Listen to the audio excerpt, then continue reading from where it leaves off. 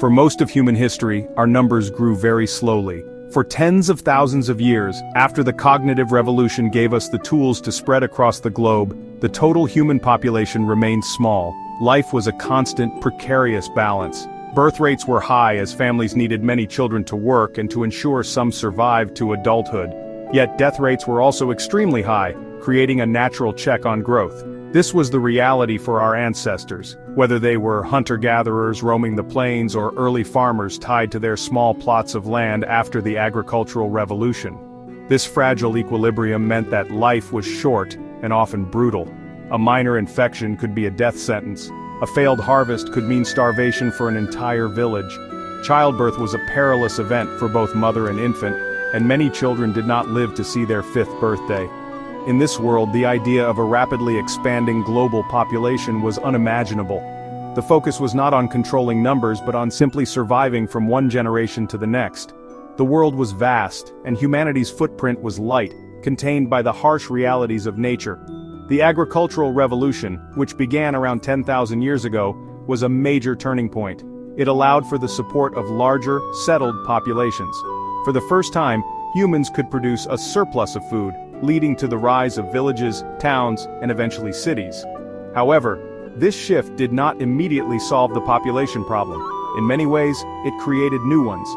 While it enabled more people to live, it often meant a harder life and a poorer diet for the average person compared to their forager ancestors.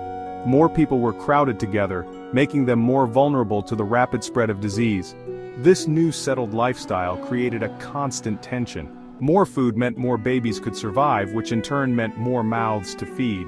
This cycle put constant pressure on the land and resources. Communities expanded until they reached the limits of what their environment could provide.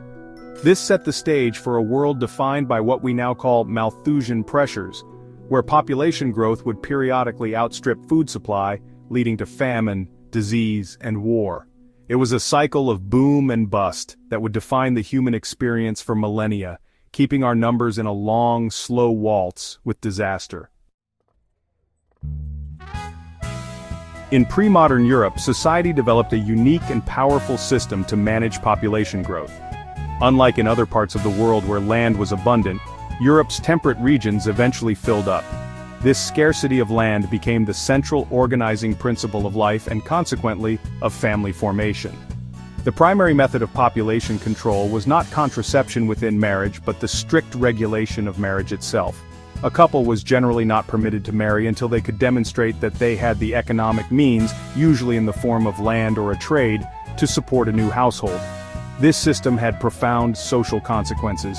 It meant that a large portion of the adult population was unmarried at any given time. Young men and women would spend many years as landless laborers, servants in wealthy households, or apprentices learning a craft. During this long period of their lives, marriage was simply not an option. This societal control, often enforced by landowners, guilds, and the church, effectively cut potential fertility in half. It was a culturally ingrained mechanism to prevent the land from being divided into plots too small to sustain a family, thereby preventing widespread poverty and starvation. Once a couple did marry, however, there was little to no effort to limit the number of children they had. The goal was to have as many children as possible to help work the land and ensure the family line continued. The real check on population was access to the institution of marriage itself. This created a society with a late average age of marriage and a significant number of adults who never married at all. It was a stark contrast to other regions where early and universal marriage was the norm. This European marriage pattern was a key factor in keeping population levels relatively stable for centuries. Of course, this system was not perfect. When population did grow beyond what the land and economy could support, other harsher checks came into play. These were the classic Malthusian pressures. Famines could wipe out entire regions. Wars, such as the brutal Catholic-Protestant conflicts of the 16th and 17th centuries, could kill a huge fraction of the population. And most devastatingly, massive epidemics like the Black Death, which began in 1347, could kill as much as a third of Europe's people. These catastrophic events acted as a violent reset button, tragically bringing the population back in line with available resources. Beginning in the 18th century and accelerating dramatically after 1870, Europe underwent a profound change known as the demographic transition. This was a fundamental shift in the ancient balance between birth and death. It began not with a change in fertility, but with a decline in mortality.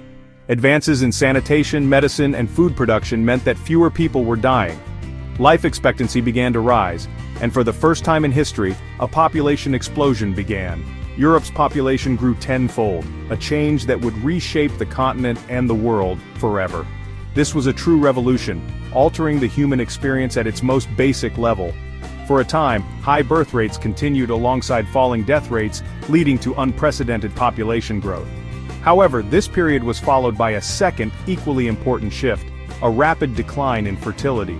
Between 1870 and 1930, families across Europe began to have fewer children. The critical change was the widespread acceptance and use of contraception within marriage.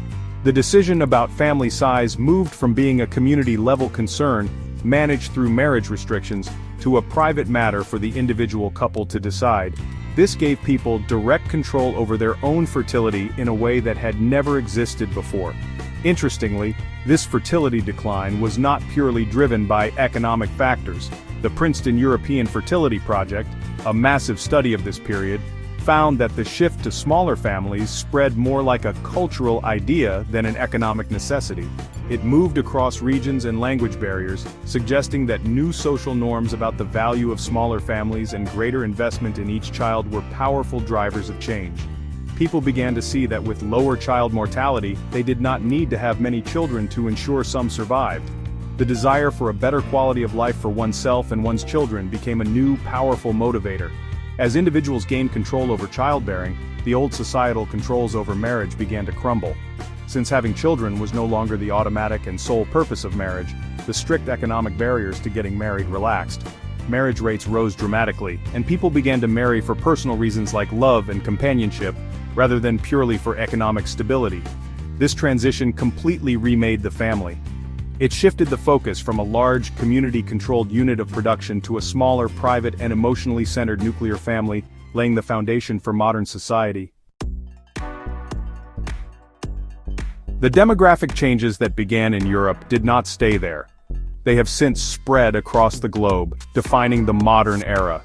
This transition from high birth and death rates to low birth and death rates is a pattern that nearly every country experiences as it develops. This has led to our current global population of over 8 billion people, a number unimaginable to our ancestors. This massive increase in human numbers is a direct result of the temporary gap between falling death rates and falling birth rates. It has enabled incredible achievements, but has also placed immense strain on our planet's resources and ecosystems. The impact on family and society has been just as profound. In pre-modern sub-Saharan Africa, for example, the social structure was very different from that of Europe. Land was plentiful, so the goal was to maximize the number of people. Large families were highly valued, and family structures were often not nuclear. Children were raised by the wider community, and polygamous systems were common as they maximized fertility. Today, as these regions undergo their own demographic transitions, they face a rapid shift from these traditional values to the smaller, nuclear family model that is now the global norm. This transformation has changed our most fundamental ideas about life. We now expect to live long lives, to see our children grow up, and to have control over when and if we have children. The family is no longer primarily an economic unit for survival, but a source of emotional fulfillment. This has empowered individuals, especially women, who are no longer defined solely by their reproductive role. It has allowed for greater investment in education and personal development, for both children and adults. These are luxuries that were simply impossible in the Malthusian world of our ancestors. However, this new world is not without its own challenges. While the threat of overpopulation seems to be receding as global fertility rates fall, we now face the opposite problem in many developed countries: aging populations and shrinking workforces. The very success of the demographic transition has created new economic and social dilemmas. The story of human population is a story of constant change.